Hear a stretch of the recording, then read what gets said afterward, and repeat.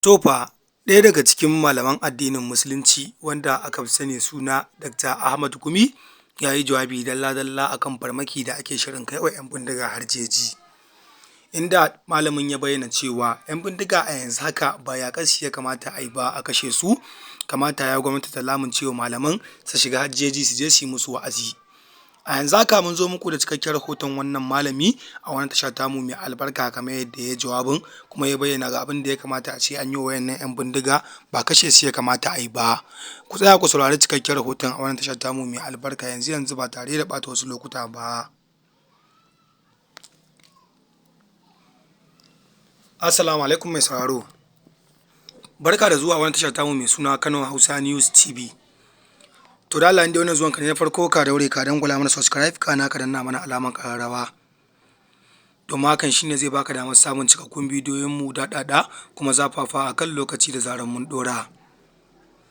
Mun gode da kallon wannan tashar tamu mai suna Kano Hausa News TV da kuke yi a koda yaushe.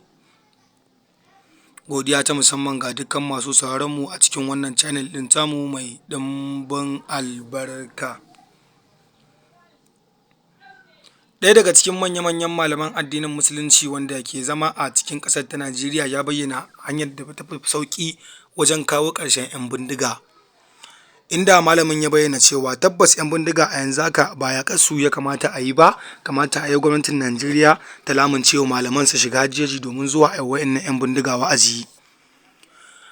Malamin ya bayyana cewa tabbas 'yan bindigar a yanzu ba kashe su ya kamata a yi ba, abinda suke buƙata wa'azi ne kawai. Saboda malamin kowa ya riga ya san malami ne wanda yake kai wa 'yan bindiga ziyara zuwa cikin jeji domin ya tabbatar da cewa ya musu wa'azi da kuma nasiha domin Allah subhanahu wata'ala shirye su dawo kan hanya.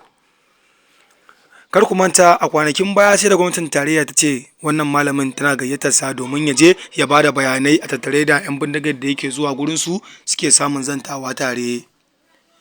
Domin kuwa an sha ganin wannan malami yana zuwa gurin 'yan bindiga domin suna zantawa tare da su akan wasu shiryu su bi hanya madaidaiciya. Hakan ne yasa wannan malami ya wannan furci a tattare da lamarin ya ce to gaskiya gwamnati ya kamata ta ba da dama a je a yi wa 'yan bindiga wa'azi amma kuma ba yaƙar su ya kamata a ce an yi ba. To mai sauraro kun dai ji abin da malamin ya faɗa wanda aka fi sani suna Dr. Ahmad Gumi ɗan gidan shugaban Izala Dr. Abubakar Gumi, Allah subhanahu wata'ala ya ji kansa ya mai rahama.